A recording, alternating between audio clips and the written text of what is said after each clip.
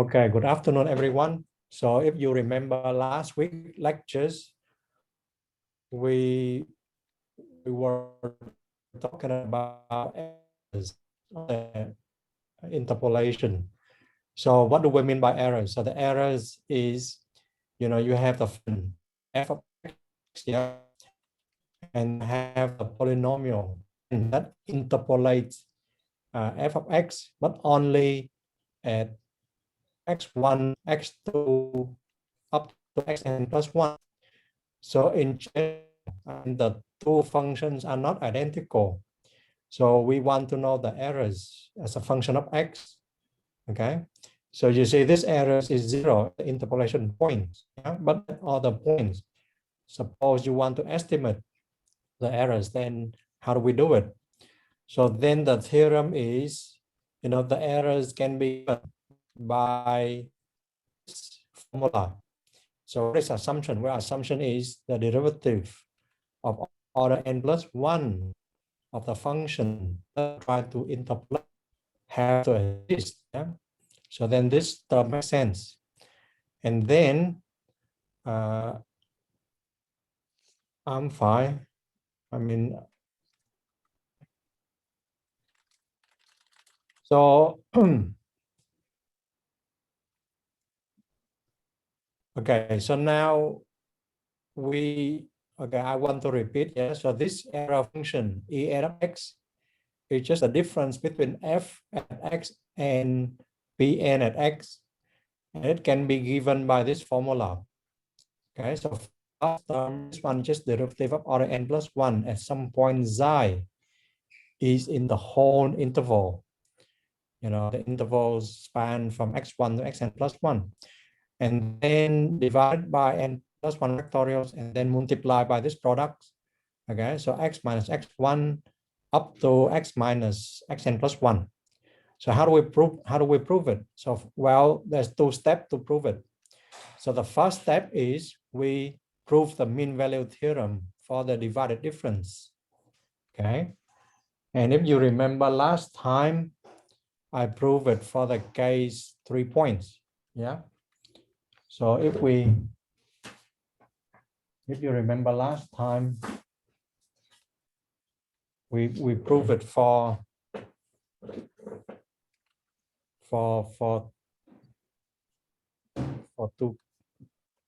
3 points. Yeah. So let me share my piece of paper.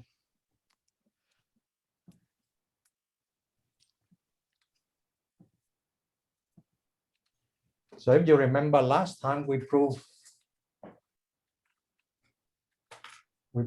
f of x1, x2. Well, this one is for n equal 1, yeah. Then this one is just f prime at some point xi over 1, right? And somebody pointed out that this one is just the mean value theorem.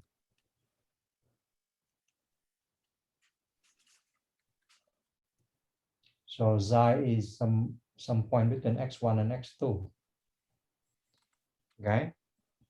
And last time we proved the case n equal 2 as well, yeah. So we proved the case n equal 2. So anyone remember how we did this?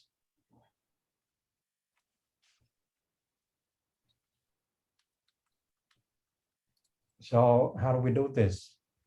Well, I mean, you just construct a polynomial p. What is interpolation of the function f? But it's just a quadratic, yeah. So any question? So if you remember, we did last time, we just construct p to be f of x1 plus f comma x1 x2 and x minus x1 plus f x1 comma x2 x3 x minus x1 x minus x2, right? And then I define the function g, which is just f minus p, right? And then I show that because g x1, well, here then you will see that g x1 equal f of x1 minus p of x1, right? And because x1 is the interpolation point, so f of x1 minus p of x1 is just equal 0. Yeah. So similarly, you can have g of x1 equal g of x2 equal g of x3 equal 0, right? And therefore, so the function g look like this. So x1, x2, and x3. Yeah. And you remember what we call Rolle's theorem, or it could be the mean value theorem. You know, in a special case, we imply that g prime, I call it g prime xi 1. So maybe this one, maybe not xi 1, but say z1. Yeah. Yeah. So there is a point z1 in the middle of x1 and x2. So that g prime z1 equals 0. Yeah. So there is a point z1 inside x1, x2. So that z prime equals 0. And then there's another point z2. So in between x2 and x3. Okay. So that g prime z2 equals 0. So z2 is between x2 and x3. Okay. And now, so what is g prime? So the g prime look like this. So this one is z1, and this one is z2. Okay, so this is my function g prime. Yeah. So therefore, you know, so now because g prime z1 equal g prime z2, so Rolle's theorem again, or mean value theorem again, yeah, say that there is xi, you know, xi in the interval z1, z2. So that g double prime xi equals 0. Okay. And what is g double prime? So g double prime, so g double prime, if you write that explicitly, this one is just f double prime of xi minus p double prime at xi equals 0, right? And what is p double prime? So p double prime is just the divided difference. Yeah, so the coefficient before x square. Yeah, so then this one is just f of x1, x2, x3 multiplied by 2, right? Because it's the coefficient of x squared. So when you take the derivative twice, you have to multiply this constant. And this is exactly what you are trying to prove. So this is exactly what you are trying to prove. Yeah. So this is exactly what you are trying to prove. So you can do the same thing for general case. So the general case is unified. So now suppose I have, so now we want to prove f of x1 comma x2 up to xn plus 1, right? Or xn, sorry, what is the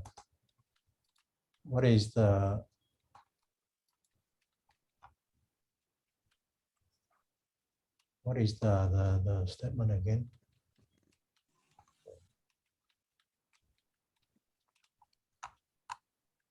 Okay, the statement is xn plus 1, yeah, equal f psi sorry, f to the power n xi over n squared, right? So this is the general statement. So, well, you can say the same. So you let P to be f of x1 plus f of x1, I mean the divided difference, yeah? So this one is the Newton form. Okay, so what is the last term? So the last term is just f of x1 comma up to xn plus 1, right? And now the product is just x minus x1 dot up to x minus xn. Okay, we stop at xn. Okay, so we stop at xn, yeah? And then you define the same. So g is f minus p. Then you have g x1 equal g x2 up to g of xn plus 1, okay, equals 0, because the interpolation condition. And then you see by the Rolle's theorem, so Rolle's theorem, yeah, then g prime at the point, so remember like the pictures before, so we have x1 here, x2 here, up to xn plus 1, yeah, and then in the point in the middle, so you have z1 here and z2 here and so on. So z1 equal g prime z2 equal, you know, g prime of zn, right, equals 0. Okay, so for z1 is between x1 and x2 and so on, yeah. And then you apply Rolle's theorem again. You know, Rolle's theorem again, then you have g double prime, you know, maybe now I call it, say, y1, g double prime y2, yeah. But now you see now the number of intervals reduced by 1. So you have g double prime at yn minus 1 equals 0, right? So you apply Rolle theorem again and again.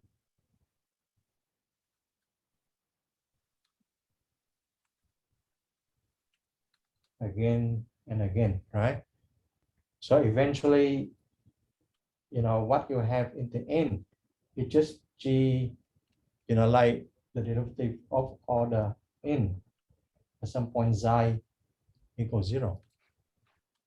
Again and again, maybe again and again, yeah? N times, yeah?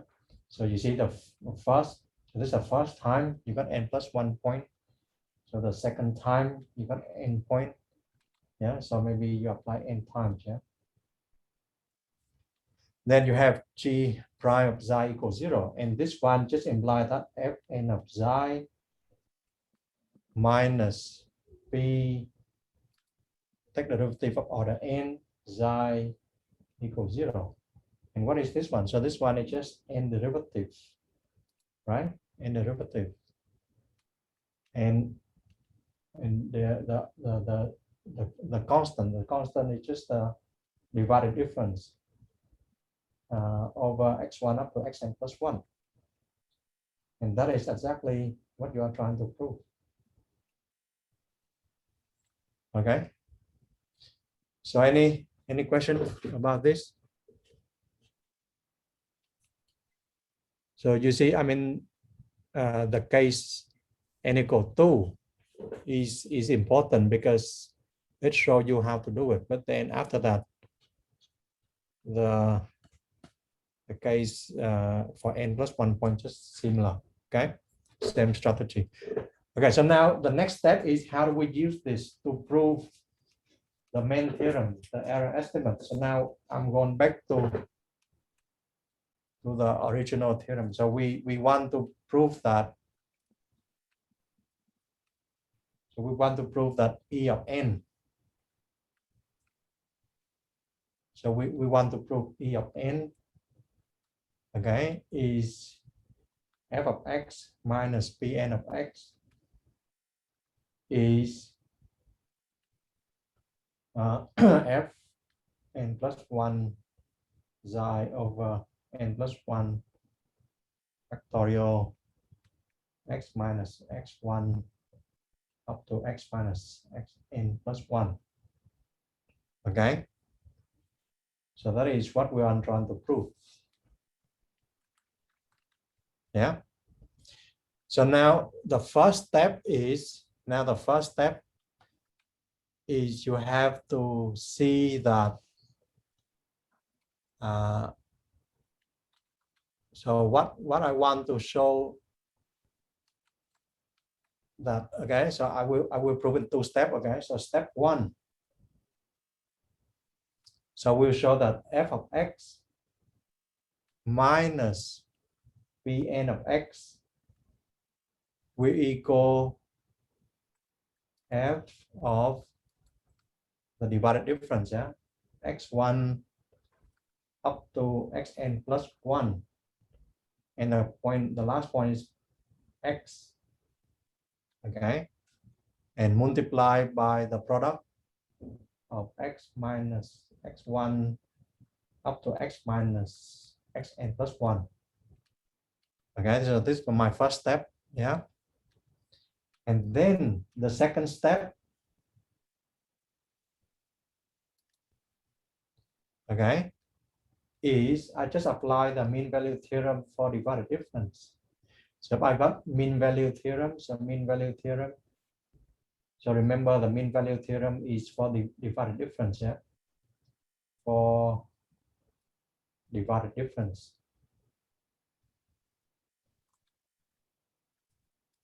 Then this one will reduce to f of x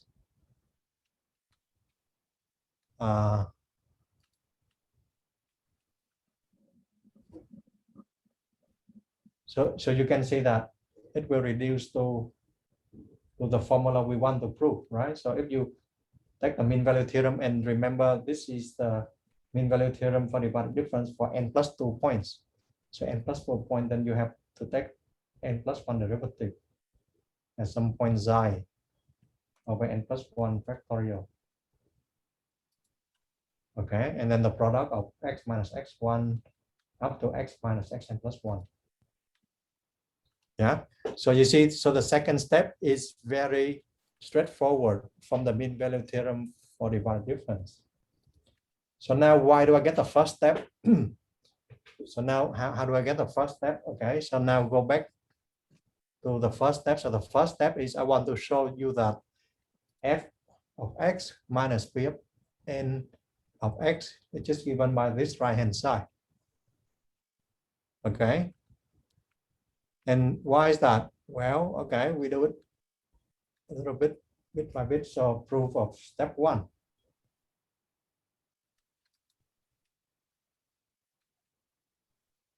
Yeah, so now suppose I have just take like n equal, say just n equal 2, right?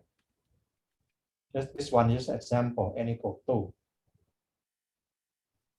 N equal 1 is too simple. Let's just take n equal 2. So n equal 2, then you have f of x minus p2, right? Equal f of x1, x2, and what is the next one? So x3, right? Because n equal 2, so you have 4 points, and x minus x1, x minus x2, x minus x3. Yeah, so that is just, this one is just the simplest case, yeah. Well, not the simplest, but next to the simplest case, yeah. So why is that? Okay, so now maybe we take P2, right? So what is P2? So P2 is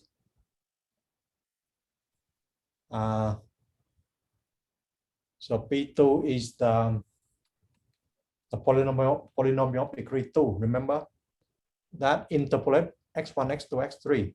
So what is the form of P2? Yeah. Yeah. So anyone? So P2 is a polynomial of degree 2 that interpolates x2, x3, x1, x2, x3, x3. Okay, so P2 has degree 2, yeah, and interpolates at x1, x2, and x3. So it's a parabola, right? Yeah. Yeah. Okay, so what is P2? So P2 is, I mean, if you remember the formula for divided difference, yeah. So this one is just f of x1, f x2, x3, and then x minus, sorry, x1, x2, yeah. X minus x1, x minus x2. Yeah, so this is, no, I'm a bit too fast. This one is only the first linear term. And the next term will be f of x1, comma x2, x3, x minus x1, x minus x2. Okay, so this is the correct formula for the parabola that go through x1, x2, x3 and interpolates f. Okay, so interpolate f, interpolate f. Yeah. Yeah, so you agree, yeah? And so now what happened if I take P3? So what happened if I take P3? So if I take P3, yeah,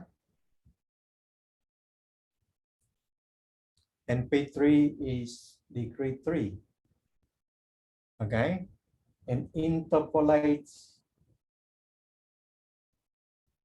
f at how many points?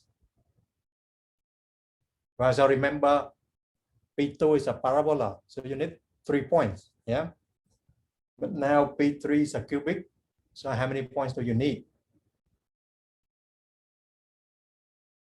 So you need 4 points, right? So so suppose I have another point, so I just label it Z. Yeah.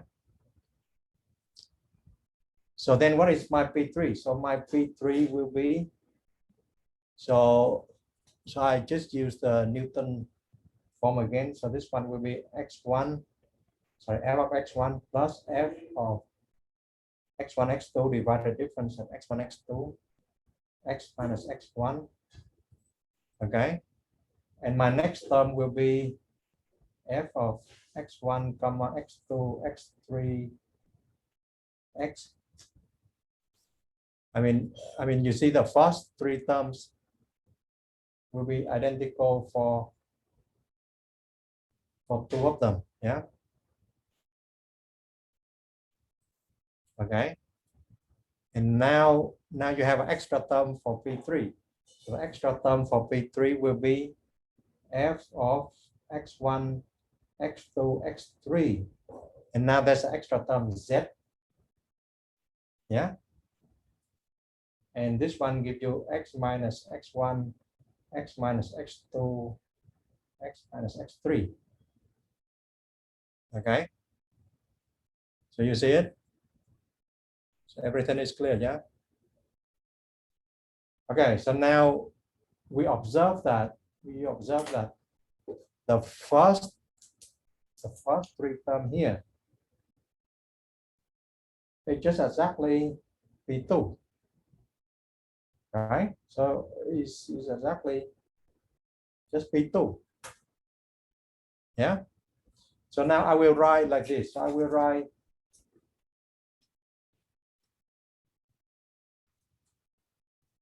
so now I will just rewrite this. Yeah. So if you see my very last formula. Okay. Then I just write down as P3, which is equal P2. Yeah. Plus the last term here.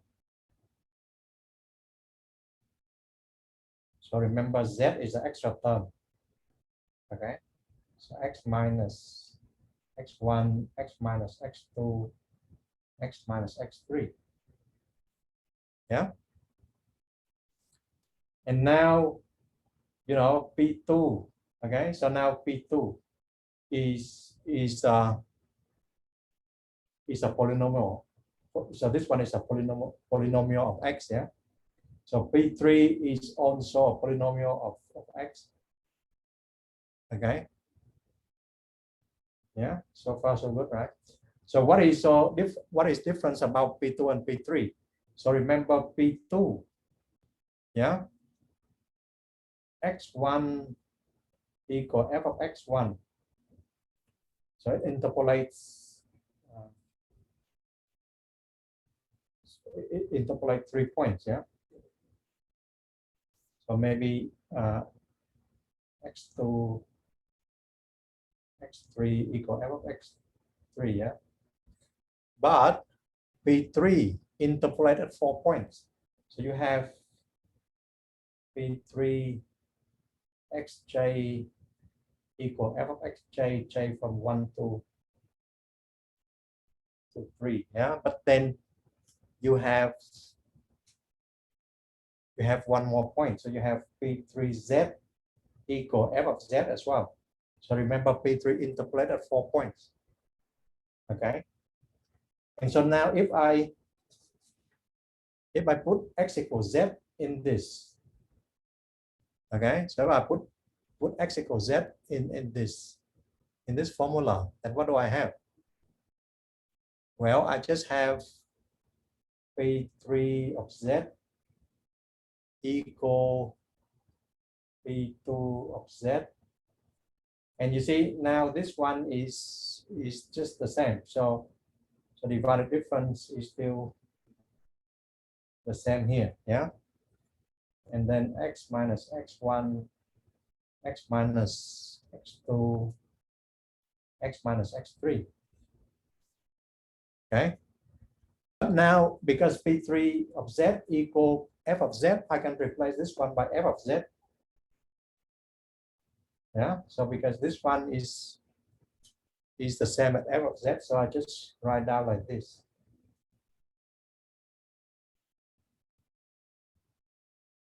X3z and x minus x1, x minus x2, x minus x3. Yeah. Oh, sorry. Before, when we replace x by z, we have to put z here. Yeah? Have to put z here because it's a polynomial in terms of z. Yeah.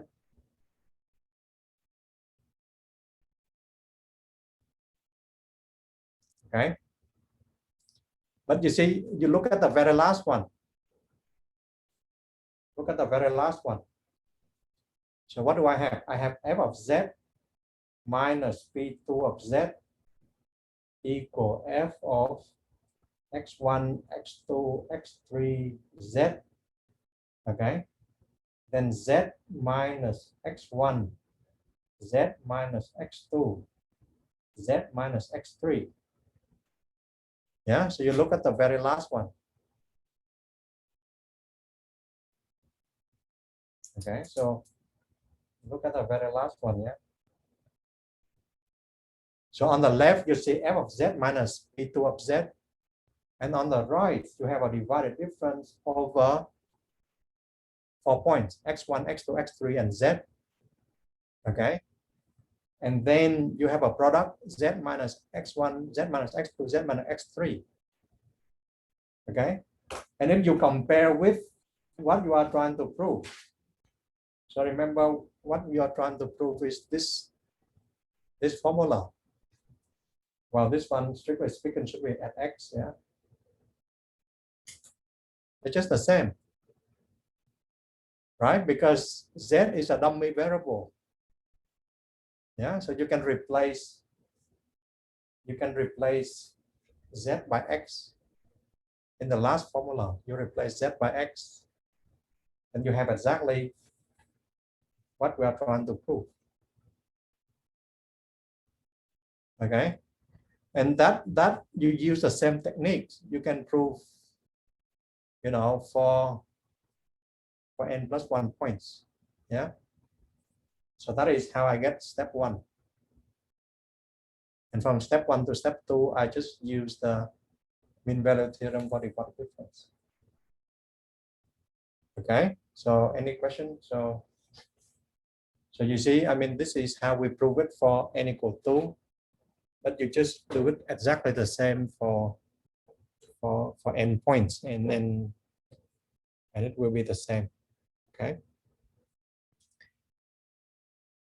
So now we go back to the slide.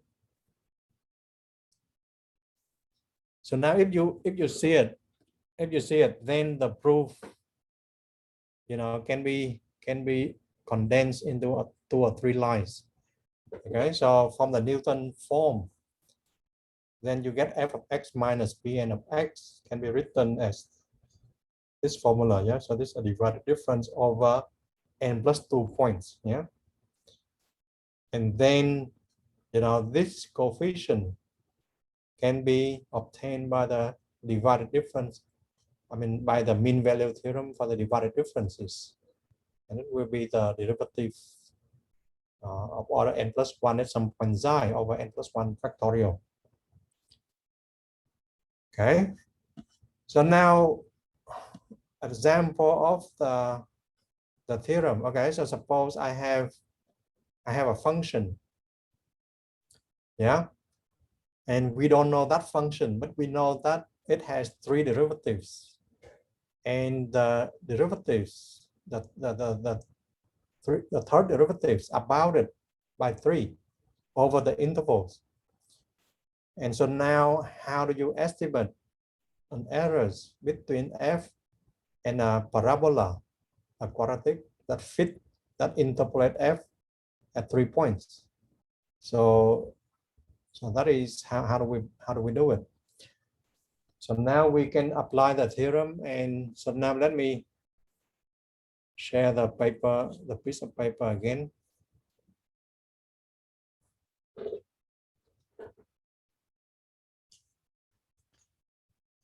So now we have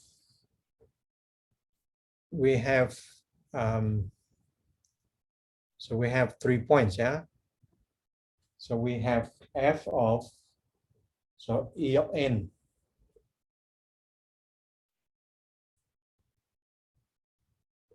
so e of n equal f of x minus Pn of x. Yeah, okay, and we know that this one, yeah, because we have n equal 3 points. Yeah, so if you apply the theorem, so remember the theorem, so in this case, what is the theorem? So the theorem say that you have so this one will be the third derivative. Yeah, at some point xi over 3 factorials. Yeah, remember n equal 2, right? So this one should be n equal 2. So n equal 2, so maybe e2, right? Yeah, and you have x minus x1, x minus x2, and x minus x3. So this is the theorem. You can write down, right? And now if I take the absolute value, so absolute value, then I can have this f of x minus p2 of x less than or equal f triple prime of xi over 3 factorial. Okay, and then x minus x1. Okay, so now what is my x1? So x1 is just equal 0. Okay, from the problem, so x2 is just 1. Okay, and x3 is just equal 2. And remember, we have this assumption that the third derivative is less than or equal to 3. Yeah. So then this one less than or equal to 3 over 3 factorial just equals 6. Okay, and then you have this one reduced to this x minus 2. Okay, so 3 over 6 just 1/2, right? And now the question asks you, what is E2 at 1.5? So now you just put in x equal 1.5, right? So then this one you have 1/2, and here you have 1.5. This one you have 1.5 minus 1, and this one you have 1.5 minus 2, and the whole thing can be computed. You know, this one can be computed. You put in your calculator, then this one gives you about maybe exactly 0.1875. Okay, so you can estimate the errors. So you see, what is your function? Well, your function, I don't know, but it go through 0, 0, 1, and 2, right? And then, so this one is 0, 1, and 2. So maybe it go through those points, yeah. Okay, so maybe your function look like this, yeah. And P2, so P2 is a parabola, so maybe P2 look like this. Yeah, so the parabola, you know, go through 3 points. Yeah, but we want to know what is the gap, say at 1.5. So what is the distance? What is this gap at 1.5? And the theory, I mean, the theorem can say that, well, the gap is less than 0.1875. Cannot be bigger than that. Well, assume that the third derivative is bounded by 3. Okay, so that is the application of the theorem. Yeah. So any question so far?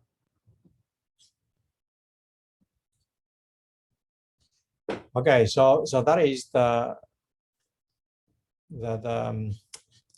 errors, yeah, the error function. And now let we consider another phenomenon. Okay, so what is related to the error function as well. So now look at this function. So this is a very simple function, yeah. So 1 over 1 plus x squared.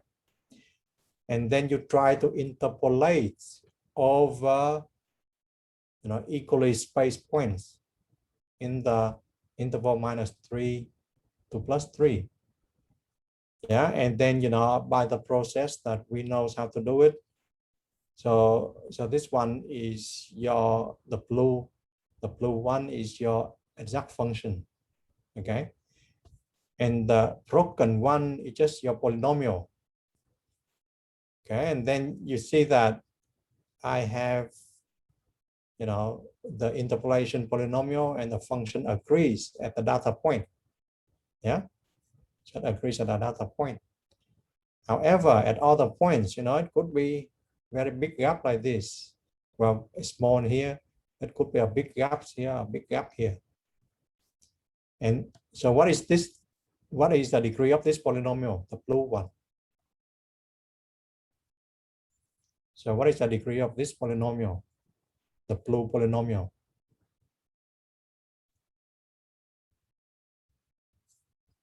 Anyone? Yeah, somebody say something. 4. Exactly, yeah, because you have 5 points. So the degree is degree 4, yeah. And now, if I increase the degree, okay, which means that I increase the number of points to 15 points, yeah, then the degree is 14. And you can see that, you know, now it looks, well, it seems that in the middle part, you know, the data, the polynomial agree on the data with the function very well in the middle part. Yeah.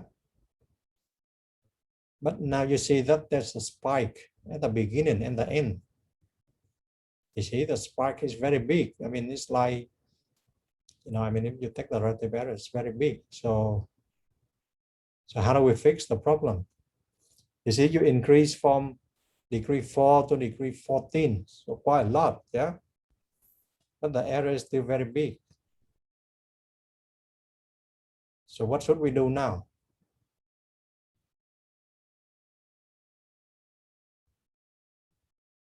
So what should we do? I mean, you increase the number of points, yeah? And you increase the, so it's meant that you increase the degree of polynomial. So you expect that the errors get smaller.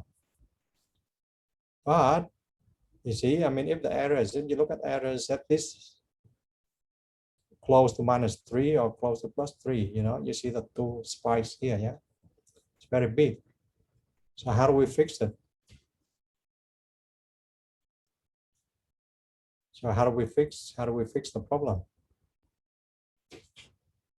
Any suggestion? How do we fix it?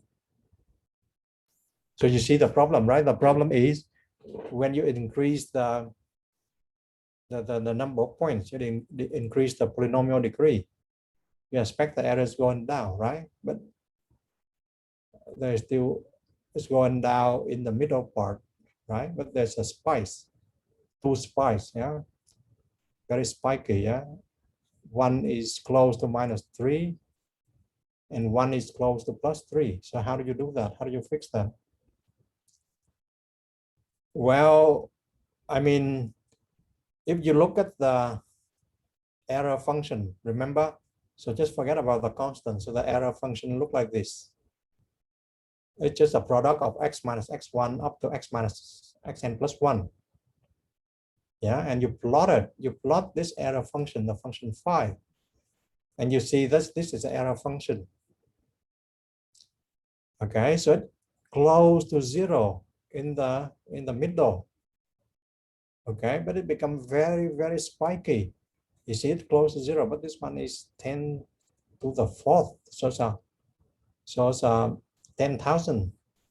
And this one is in the same magnitude, you know. So if you increase n to maybe 24, then you will see that this region expanded, you know, but the spikes at the two ends will increase as well.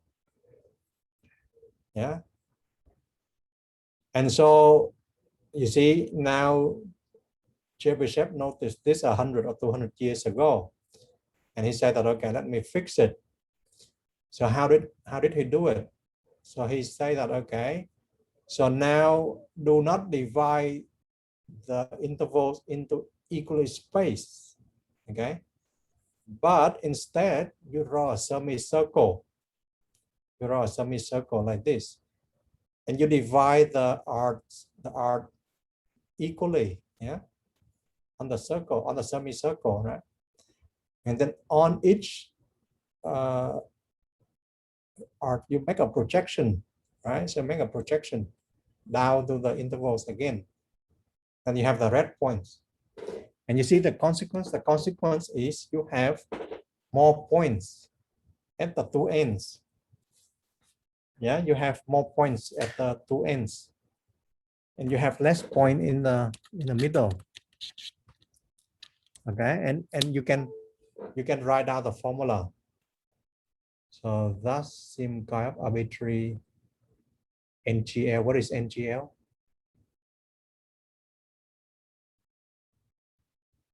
Sorry, Eric, what is NGL? Arbitrary.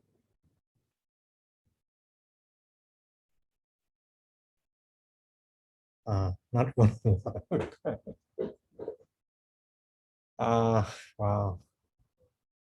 So but anyway, so that the formula is given like this.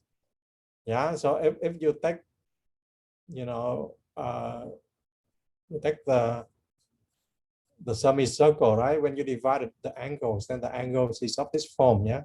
Such a J over N or n minus j over n, sorry, n minus j to the pi over n. Yeah, so that is how, because the full semicircle is just of radius 1. Yeah, it's just pi, right?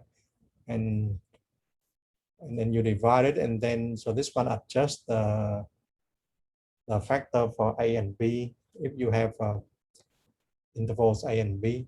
So essentially, the formula can be figured out once you understand the construction. Yeah, so you can make the points according to these pictures.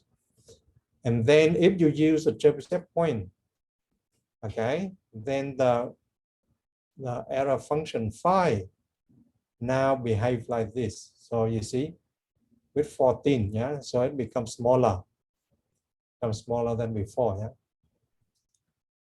And so now, so back to the example before, if you have 5 Chebyshev points, okay, then you see five Chebyshev points, you see 2 points are close to -3, another 2 points are close to the +3, and there's 1 point in the middle. Yeah. And now you see the errors somehow distributed evenly for the middle part and the end part. Yeah. And now if you have 15 Chebyshev points, so now look, so now the interpolation polynomial agrees very well with the function. Okay. So you can write a script to compute the errors as well. Yeah, so the errors for n equal 10, n equal 20, you know, you increase the n equal 100, then you get into machine errors. So very close to machine errors. Yeah. So this one is the MATLAB script, how you find the polynomials that interpolate the data at the equally spaced point. Yeah. So this is just the MATLAB that used to draw the previous figures. So you define the linear space of n plus 1 point from -3 to 3, and this is your data. And then this one is, you know, you try to define the Chebyshev points. Yeah. And then, no, sorry, this one not Chebyshev points. So this one is just like you just define the point for you to plot the data, and then you plot the function x, and this is the MATLAB for you to compute the function phi, where it's just a product of x minus x1 up to x minus xn. Okay. And so this one is a function to produce the Chebyshev points. Okay, so you just use the formula before, and you transform it into a MATLAB like this. So, okay, so you can have a look in the Moodle. So any question on this topic?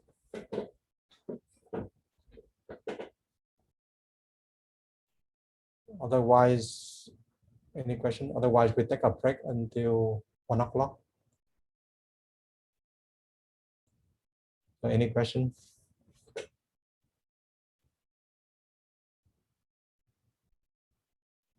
Are you still there? So otherwise, I will take a break until 1 o'clock, right? We start again at 1 o'clock, yeah? Okay, so we start again. So I want to move to a new topic, which is least square approximation. So what is a least square approximation? Now, maybe let me give you a very practical problem. So suppose you have, say, invest money in the stock market, yeah? Okay, suppose you are very rich, you have $1 billion to invest. And then, you know that the stock market will have the price of the stock, right, go up and down, right, every day. And then suppose you know that, okay, so this one is Monday, the price is here, yeah. And then the next day, the price went up, okay, which is very good, yeah. And the next day, something happened, so the price went down, okay, and so on. So now the price up again. So you have a sequence, yeah, sequence of points, yeah. And now you see you are investor, so you want to make a prediction. Okay, so you want to make a prediction what's going to happen, say next month. Is it going to up or down? And how you make a prediction? Well, I mean, you have to base on the historical records, yeah. So we have to base on the, say, the price at the previous day. And you see now you have a lot of data, it's up and down like this. Okay, so if you use, say, the line to try to predict the future, yeah, draw a line, then definitely you cannot use interpolation, right? Why? You cannot use interpolation, right? Why? Why you cannot use interpolation?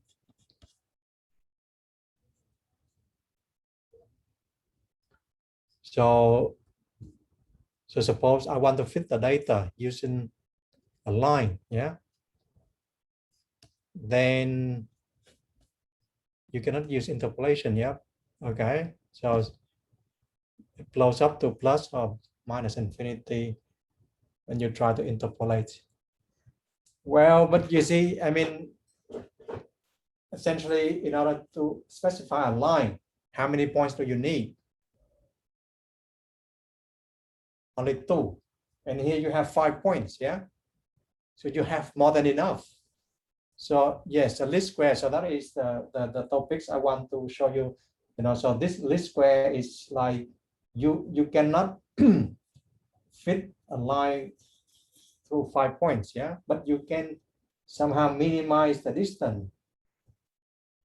Okay, you can minimize the distance between the line to the data points, yeah. But because it could be above, it could be below, yeah. So it's better to have a square of the distance, right? Because otherwise you have a plus and minus. You don't want it cancel each other. So now what I want is, okay, so suppose this one is x1 and this one is x2, yeah. And now what is R1? So R1 is this distance. Okay, then R1 is just the distance between the data point and the line. So suppose the line is alpha plus beta x. Okay, suppose the line is alpha plus beta x. So maybe the line is alpha plus beta x is the line. Then what is my first residual? First residual is just alpha. Well, I mean, I will take the square, so it doesn't matter what order I put in, yeah. So, but it will be alpha plus beta x1. Okay, what is on the line, yeah? Minus the data point, so y1. So this is on the line, yeah, on the line. And this is the data. And you can see that you can have R2 equal alpha plus beta x2 minus y2 and so on, yeah. So what I want is I want to minimize the square of the residual. So this one I call the residual. So j from 1 to n. Yeah, so I want to minimize this. Okay, then so this one is called least square approximation by a line. Yeah, and you see now how do we do that? So how do we find the so this one will be minimize of capital F, yeah, and capital F is a function of alpha and beta, right? And so this one, you know, I mean, you can write down alpha plus beta. Question. Okay, so I mean this one just sum of alpha plus beta xj minus yj square, right? J from 1 to, so suppose I have n points. Well, maybe m points, yeah, because in lecture notes I use m points. Yeah. So this one, the last one is xm. Okay. So I want to find alpha and beta that minimize this square of the residuals. So how do I do that? How do I find the minimize of a function? How do I find the minimal value of a function?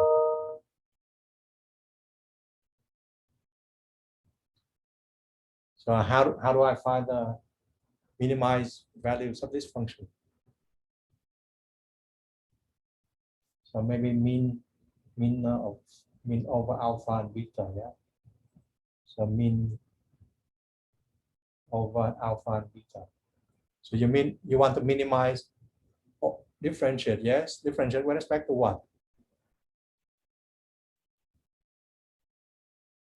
It's alpha and beta, yes, correct, yeah. So you just take partial with respect to alpha and just set it equal 0. You do the same with beta, right? So suppose I take partial with respect to alpha. What do I have? Well, so now remember we have a square here, right? So we have to have something like 2 then alpha plus beta xj minus yj. Okay, so then this alpha coming out, so there's nothing left, right? So this one is just equal 0. Yeah. And then the second partial derivative is partial with respect to beta. And then you have 2 again. So alpha plus beta xj minus yj. But now the xj pops out, right? Because xj is a constant in front of beta equals 0, right? And now you can solve it. So now, I mean, so 2, 0, so 2, 0, so we don't have to worry about the number 2, but at least you have alpha. Okay, so now we have to worry about the sum, right? So you have the sum here. So you have sum of 1, say from 1 to m, and then plus beta sum of xj, say from 1 to m, minus sum of yj equals 0, say from 1 to m. Right, so sum of m, so this one just reduced to m.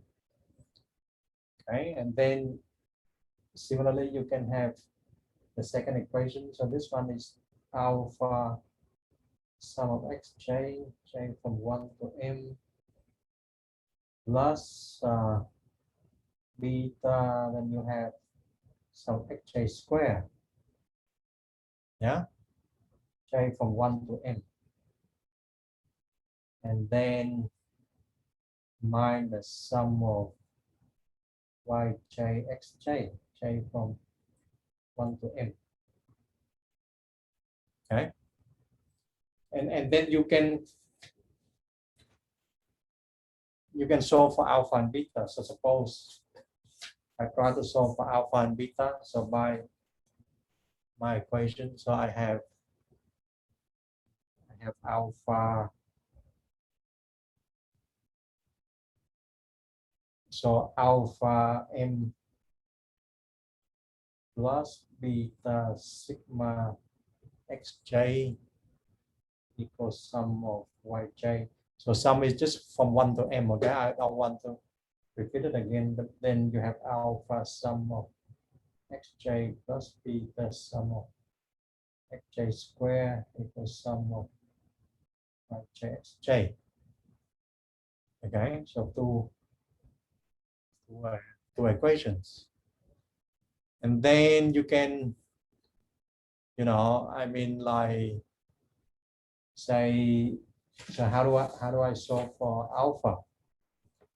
Well, so I can multiply by sum of xj to the top and then cancel with the second one, right?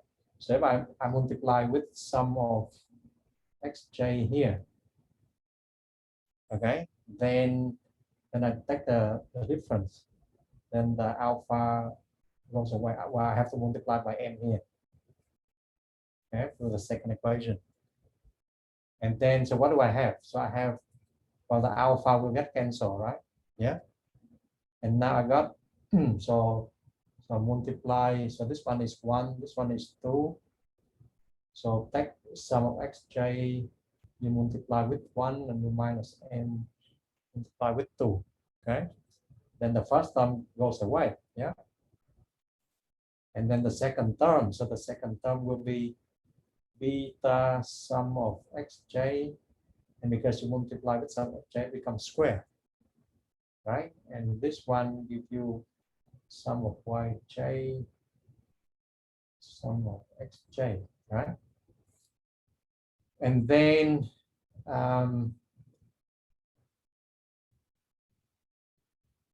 well, let's be careful, yeah. So this one goes away already. So now how about this one? So on the left should be minus m beta sum of xj squared. Okay, so this is on the left, and on the right it will be minus m sum of yj xj. Okay, so essentially you have beta will equal well, I mean, now you take beta to be the common term, so you have sum of xj, the whole thing square, minus m sum of xj square equal sum of yj, sum of xj. Well, so if you believe my calculation, then we get something like this, yj xj. Okay, and then you get beta, so sum of yj xj minus m yj xj divided by sum xj square minus m sum xj square. Well, so once you have beta, then you can have alpha, right? So this one is not a difficult calculation. Okay, so now what I want to show you is how do you put this in terms of linear algebra. So you see, because this one eventually you can solve for alpha and beta, right? So but MATLAB actually will do this for you, yeah, once you set up the matrix correctly. So now, so let me go back. So you assume that you have beta like this, yeah, then you can have alpha, right? So I just skip the details, yeah. But now I want to go back to the very beginning. So go back to the residual. If you look at the residual, yeah, so residual is alpha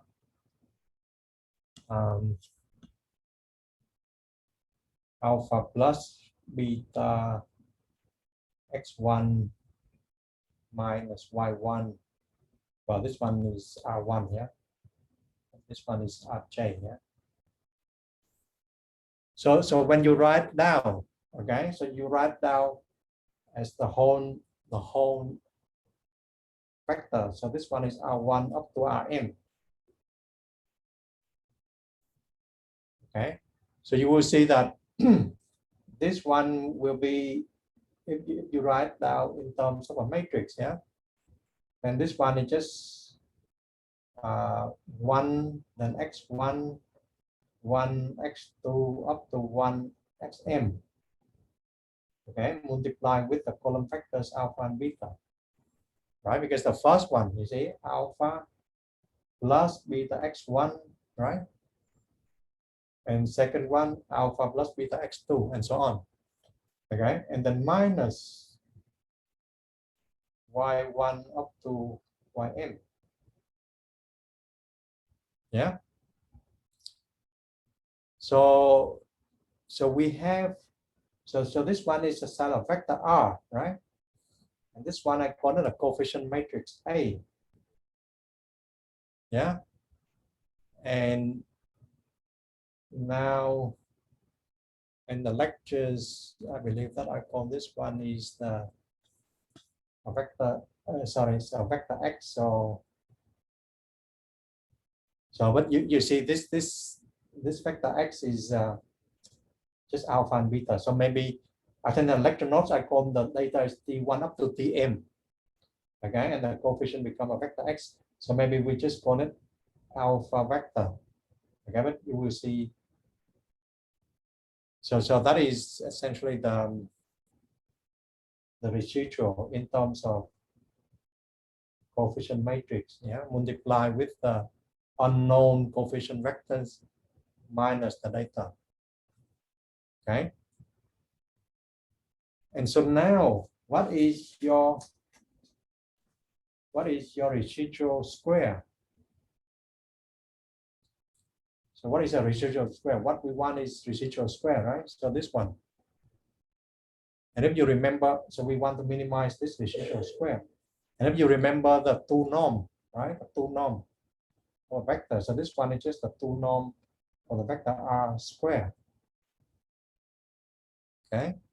And if you remember the two norm square is actually R transpose R, right? So the vector R transpose R. So now what is R? So R is just the vector coefficient minus Y. Yeah, transpose. And then this one is a alpha minus Y. Yeah. And you multiply it out. Yeah, you multiply it out, and you will have X. In this case, alpha transpose. Yeah. So this one will give you alpha transpose A transpose, yeah, because you transpose the product minus Y transpose, yeah? And then A alpha minus Y.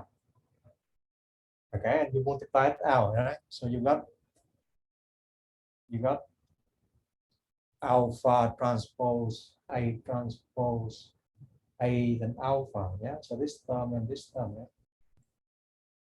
And minus 2.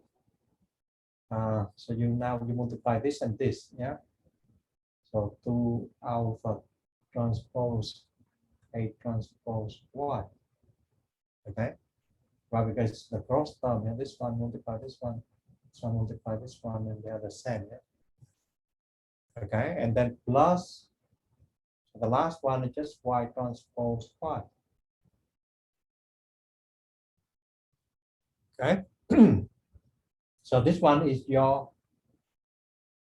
square residual in terms of the coefficient matrix and in terms of the vector alpha. Okay.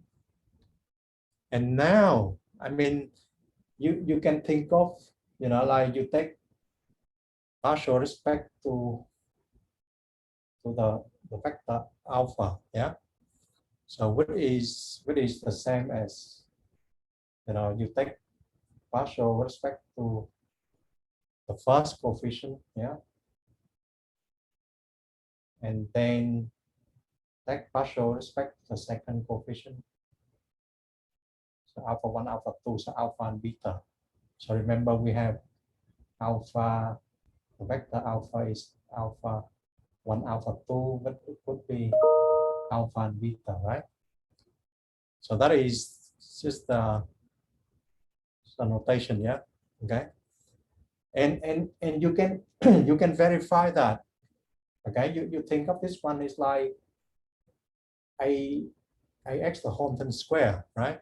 but actually you just take partial with respect to each entries, yeah, then it will reduce to, so if you take partial with respect to R of the vector alpha, then it will reduce to 2 A transpose A alpha, okay, minus 2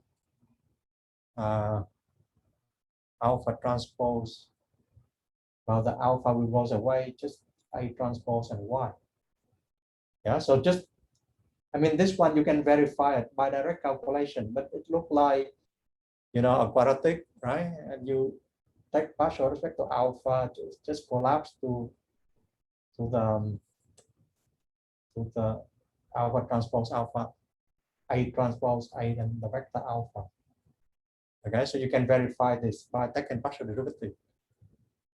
Yeah, and then you set it equals 0. You set it equals 0, and then you can show number 2. Then you have A transpose A alpha equal A transpose vector Y. Okay, so this one they call it a normal equation. So normal equation. Okay, and now, I mean, if you go back to your previous calculation, let's see whether we got something similar. So remember, this is the system I have before, right? Yeah. Okay. And now this is my normal equation. Yeah. Okay. Let me verify what do we get in this case. Okay. So A transpose. So remember A. So remember this matrix. So this is my matrix A. Yeah. And now what is A transpose? So what is A transpose A? So A transpose A will be, well, you will see, you know, like A transpose will be 1, 1, 1, and 1, the whole thing is 1. And x1 is the whole thing up to xm, right? And then the matrix A, so this one 1, 1, 1, the whole thing, right? So then x1,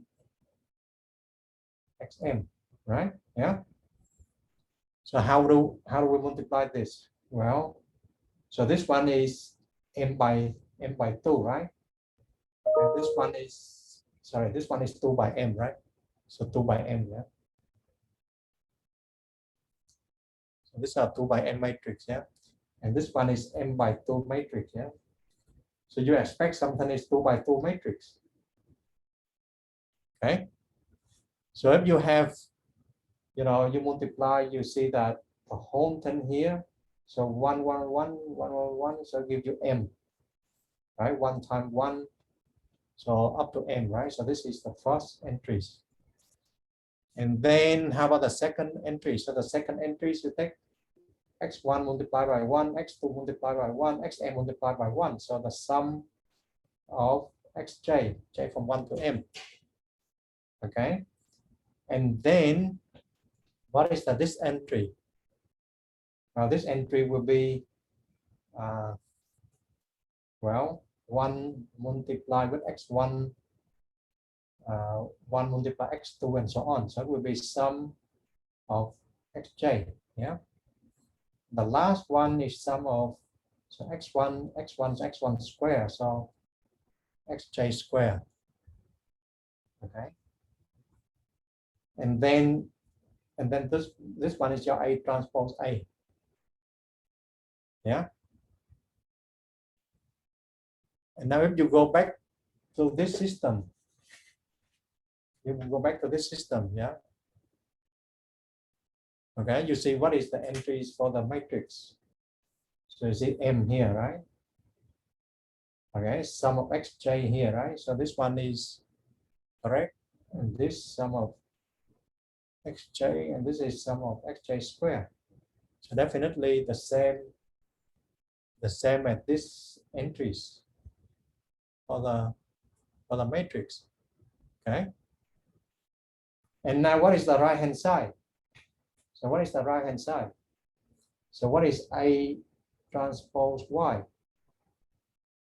So A transpose Y will be, okay, 1, 1, 1, 1, 1 up to here, then x1 up to xm. Yeah, and you have y1 up to ym here. So then the very first will be the very first the very first entries of the right hand side will be sum of yj, right? Yeah, and the second will be sum of x1 y1 x2 y2, so xj yj. Okay, so this is your right hand side. And if you look back at the one we had before, so that's identical. Okay, so either you write in the linear algebra or you write in the previous form, you get the same thing. You got the same, what we call a normal equation. Okay. Yeah.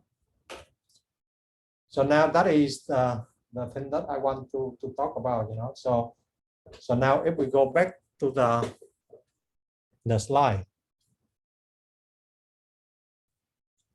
So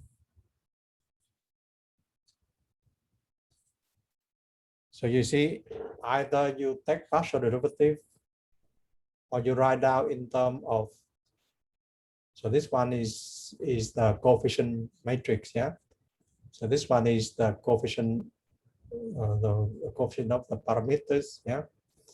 And so this is the data, and either you write down in this way or you write down in this way, you get the same 2x2 linear system.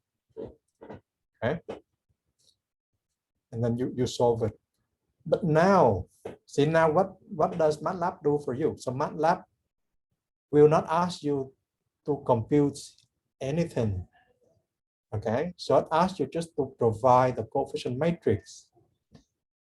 And the backslash command will understand. Okay, so the backslash command is a very smart command. So when you see a square matrix, then it will do the Gaussian elimination. But when it sees the rectangular matrix like this, it will do a least square. Okay, so the backslash command will do the least square, the normal equation for you. Okay, and so this one is example. Suppose you have the data is 0, 0.5, 1, 1.5, and 2, right? And then this the data, and then you just need to define the coefficient matrix. Yeah, and then you run it. You see, so backslash command just compute the coefficient for the line for you, and then you get the coefficient alpha here, coefficient beta here, and then you can plot. Okay, so this one is, you can plot it. So length space is you know, you generate on the points from 0 to 100 points, yeah.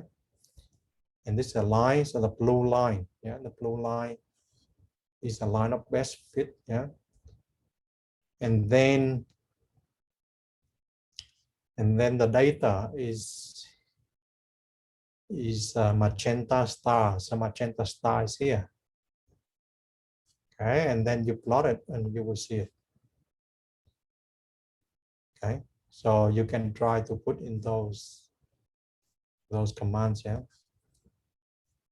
So you see, so the coefficient matrix is very important. So once you put in the coefficient matrix, then it solve it for you, the backslash command. So now let me try to put this one, and I will show you that the backslash command essentially solve the normal equation. So let me share the MATLAB, yeah.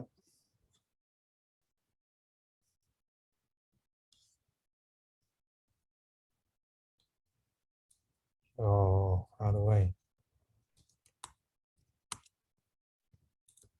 1 second. So new script. Share my MATLAB screen. Okay, so now I just cut and paste the command here.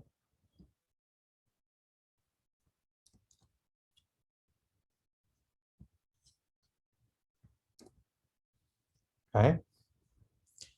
And so now, maybe let me run it and then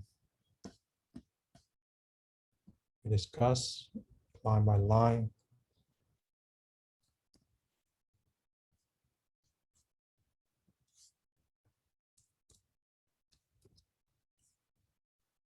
Okay, so now let me run it first, yeah, and then so maybe this one, this square.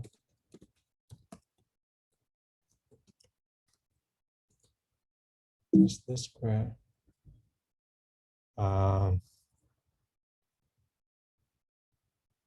Line 7. So there's something wrong about line 7.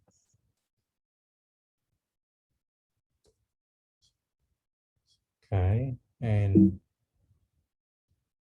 line 8. Okay, because when I cut and paste, this one become a special characters. So we have to replace this characters by the usual quotation. Okay, and now if I run it,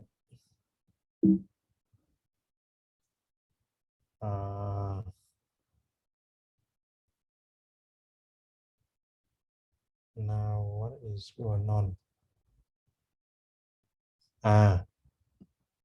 We forget to change y data into a column vectors.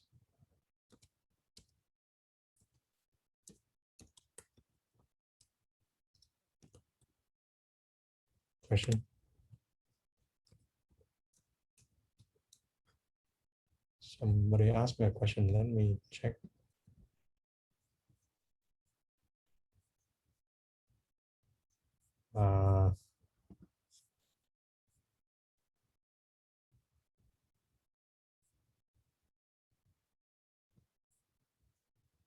So we'll check the question. So where's the question?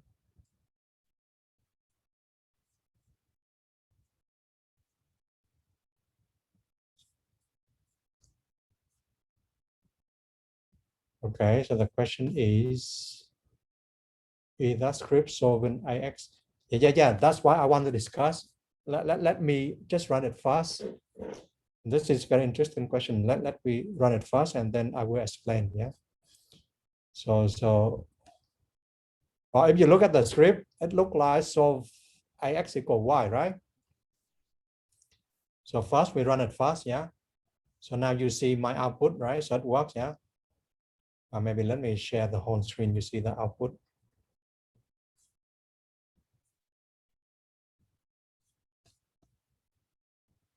So you see the output, right? So the output is this blue line, yeah. So the data is a magenta star, okay. So now, okay, now this is interesting thing, yeah. So what is the matrix? So matrix A is a rectangular matrix. So when you say A inverse, it doesn't make any sense, okay. But the backslash command actually very smart. It recognizes that A is not a rectangle, it's not a square matrix. So it's solving a least square problem automatically for you. Okay, so now let me check for you that if you solve, X is, okay, so X is this command, yeah. So now go back to my MATLAB. So you can see that this is the X come from solving X is A backslash Y dot, right?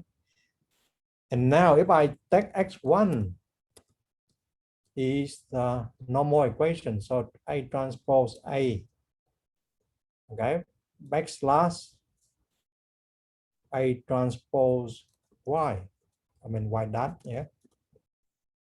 Then you see that they are the same.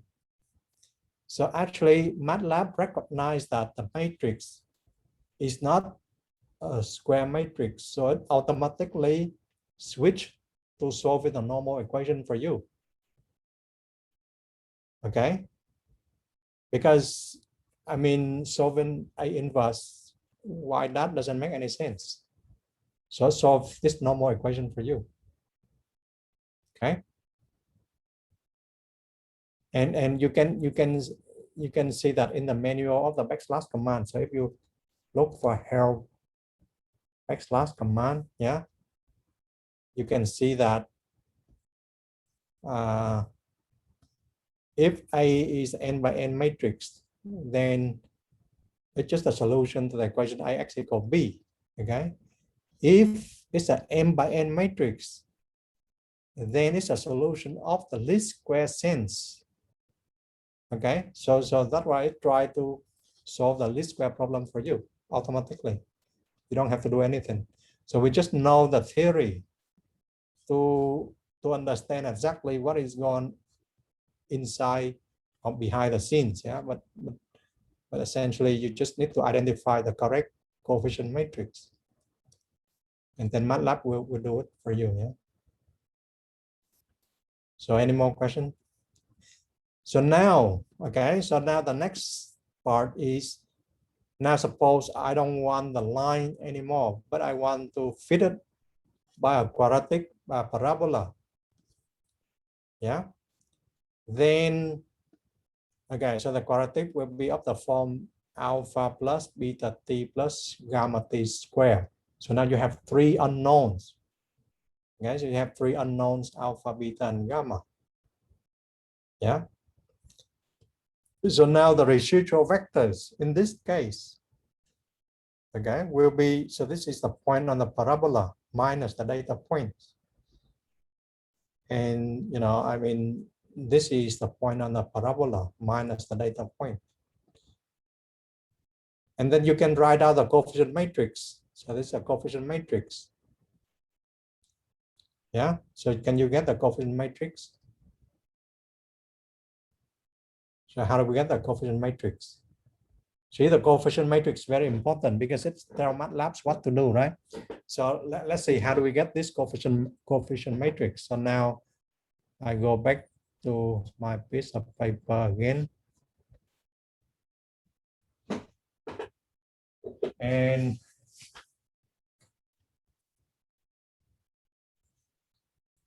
so you see you have R1 equal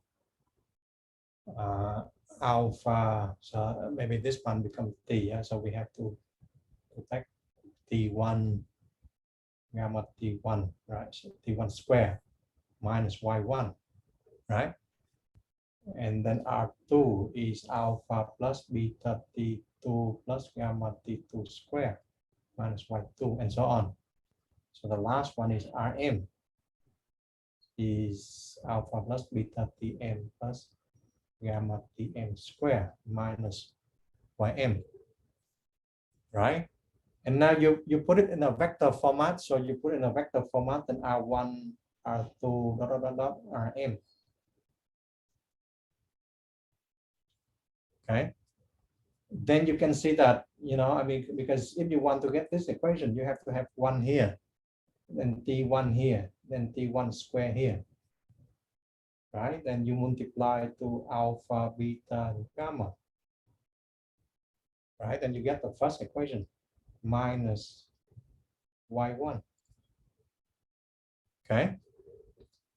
And you do the same. So this one, 1 T2 square, dot. So this one, 1 T2 Tm square. Okay, so this is your coefficient matrix. Yeah. So this is Ym. So this is the data. So this is the data. Okay, and this is the unknown parameters. Okay. So that is how you get a coefficient matrix in the quadratic case. Yeah. So is it clear now? So now if I go back to my slide, so this is the coefficient matrix for the case of the quadratics, yeah. And now, you know, I mean, you can take partial with respect to alpha, with respect to beta, with respect to gamma, and set it equals 0. But essentially, you will get the normal equation again, okay? And so now, how do we ask MATLAB? How do we ask MATLAB to solve this? So again, so this one, you define the y dot and t dot as before, right? So we just use the same set of data. And now what you have to change is only the coefficient matrix. So this command just make the columns of ones. Okay, and this one is just T1, T2 up to Tm, okay, in the columns. And this one T1 square, T2 square up to Tm square. And then this one solve in the least square sense, okay? Essentially solve the normal equations, but I mean, it will understand it. So then it gives you the coefficients for the alpha and beta and gamma. So this is the quadratic. And then you plot it. So if you plot it, you will see that, okay, so the quadratic will be like this. Yeah, so the magenta points are the data points. And the blue one is just your parabola. And you see, somehow you see that it's slightly better than the line, right? The line you have, you know, I mean, there's two big gaps here, but anyway, so this one is just like you fit by a parabola. And again, you know, I mean, if you have only 3 points, then the parabola will be unique and it go through that 3 points. But here, because you have 5 points, okay. So in general, okay, you can fit the data by a polynomial of degree n. Yeah, and degree n less than m, right? You have you know, like 5 points, and you use polynomial of degree 2, and you know, or degree 3 is still okay. But essentially it will have this form, right? The general form is of polynomial of degree n is like this. And then you form the residual vectors, yeah. And then, you know, you form a coefficient matrix. So the coefficient matrix will be something like this. So the first column is 1. Second column is all the data points. And the third column is you square all the data points, and so on. Up to the last column is you raise to the power n. Yeah. So you see, this is a rectangular matrix. Yeah. And you want to minimize the residual again. So residual, you minimize it, and you can verify this by taking partial derivative, but eventually you will have the same situation. So you have a normal equation. So we saw it in the 2x2 case, yeah, but essentially you get the same, yeah. But this linear algebra approach can go to, you know, like polynomial of degree n, and then you need to solve this normal equations, okay. And now you see that the only problem is when you take A transpose A, essentially you will square the condition number. So if the condition number of the matrix A is like 1 million, right, and this one become like square of 1 million, which is, well, I mean, what we square of 1 million is 10 to the 12, right? So what is a bigger number, right? So, but otherwise, then you can solve this normal equation. You get the coefficients. Yeah. So you get the idea, right? So best fit is is solved with a normal equation. So you see that in terms of in terms of linear algebra, we never try to inverse this A transpose A, right? Because this one you just write down, but essentially you just solve for this linear system. Okay. So now, what happens if I don't want to use polynomial? Okay, for some data points, I mean polynomials might not be the right choice to use.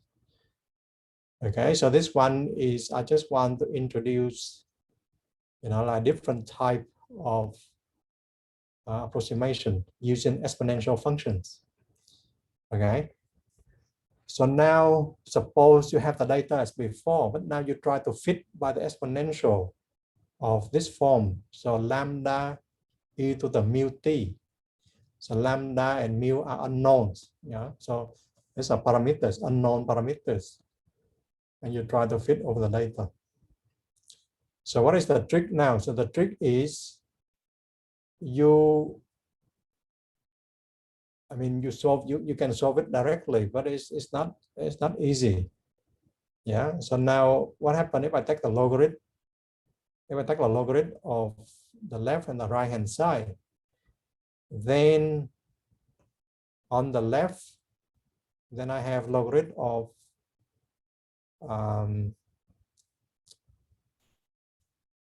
logarithm of y, right? So logarithm of lambda e to the mu t, just logarithm of lambda, and if you take logarithm of e to the mu t, then it reduces to mu t. Okay. And now, if you put in terms of the residual, okay, then essentially what you get is, so maybe let me write down, yeah. So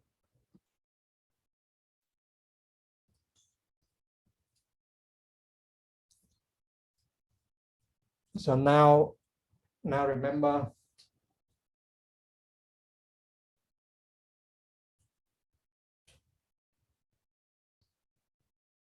so your y is lambda e to the mu t, right? Okay, and you have a data point, so ti and yi, right? So now the residual will be y1. Well, maybe before the residual, just take the logarithm first, yeah. So take the logarithm of y, and you got lambda, logarithm of lambda plus logarithm of e to the mu t.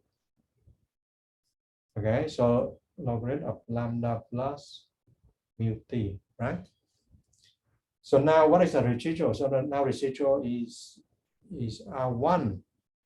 Okay, so I minimize the logarithm of the residual. So the residual just the logarithm of the usual residual, yeah. So it will be logarithm of logarithm of lambda plus mu t1 minus y1. Okay, and residual 2 will be logarithm of lambda plus mu of t2 minus y2, and so on. Okay, so you have Rm is logarithm of lambda plus mu tm minus ym. Okay, and now if you write down in terms of a linear equations, you write a linear system, then you have R1, yeah, the vector residual vectors, R1 up to Rm. Okay, and now what is this? What is this coefficient? So what is this coefficient? So what is my coefficient matrix? Anyone? So what is the first column here? So anyone, are you still there?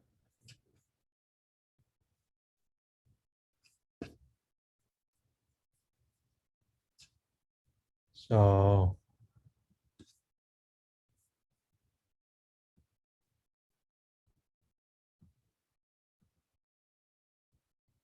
what is the first?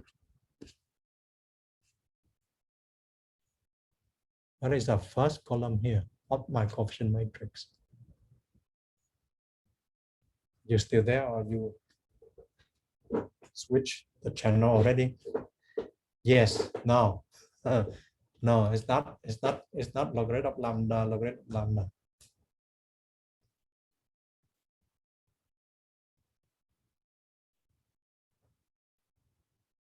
Well, remember, coefficient matrix has to be constants. So the first column cannot be logarithm lambda. I mean, if it's logarithm lambda, then it's not a constant, right?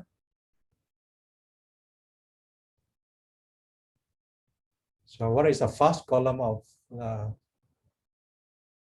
you are close, you know, but not quite correct. Yeah. So any other suggestion?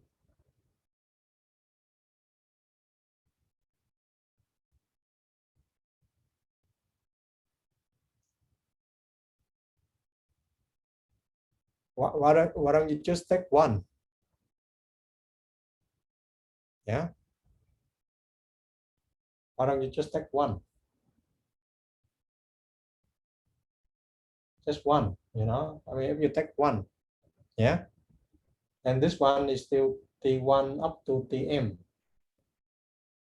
Okay. And here, then I have logarithm of lambda. Okay. So here in the columns of variables, I have logarithm of lambda. And here I have mu. Okay. So you see, I mean here you take one, you multiply by logarithm of lambda, and you get logarithm lambda. Okay, because you want this one to be the coefficient, something like fixed number, you know, not a variables. Yeah. So you get it, yeah. So now, okay, now when you solve the linear system, when you solve the least square by backslash command, or when you solve, you know, the normal equation, then you get out this logarithm of lambda, and you get out mu. Okay. So this one is your solution. So this one will be your x1 and x2 when you solve the system, right? Then you remember to take lambda to be e to the x1, right? Because logarithm of lambda equal x1, so lambda is e to the x1, and then mu just equal x2. You see, so that is the only difference. Well, the coefficient matrix still the same, right? I mean, as the line, right? But then when you get the solution, then the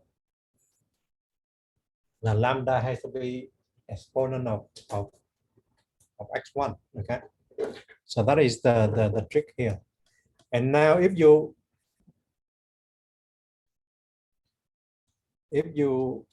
follow the slides, then essentially that's what I just said. Yeah, the coefficient matrix is just 1, 1, 1, 1 and T1 up to Tm. And then x, the parameters, unknown parameters, is logarithm of lambda and mu. And you see, do not forget to take the logarithm of the right-hand side, because we take the logarithm at the beginning. Yeah. And now if you put into MATLAB, then this is what it is. So the coefficient matrix, so once you understand it, then the coefficient matrix is just 1, 1, 1, 1, you know, from the beginning to the end. And you got the data points, yeah. And x is just a backslash command, and you know, inside MATLAB, it's just trying to solve the normal equation for you. And then you got lambda e to the x1, yeah, and mu just x2. Okay, so here, then in our case, we put it in, we solve it, and we got mu, and we got lambda is this one, and you plot it. So this one is the plot of the function and the data. Okay, so you see that. So in summary, least square is like a generalization of interpolation, because interpolation you have to go through the points. Yeah, but if you have more points than needed, then you can do the least square approximation. Okay, and the least square approximation is more or less you can find the coefficient by solving these normal equations. Okay, and that applies for polynomials of degree n. So the line is just polynomial of degree 1, quadratic polynomial of degree 2, right? And if we have an exponential function, then, you know, I mean, you cannot solve it directly, then you just reduce to the case of the line of best fit. I take the logarithm. And when you take the logarithm, then do not forget to take the logarithm of the data as well.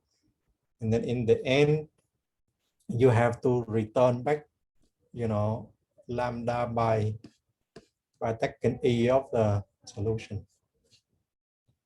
Okay, so that is the end of the least square and approximation topics. So let me stop the recording here.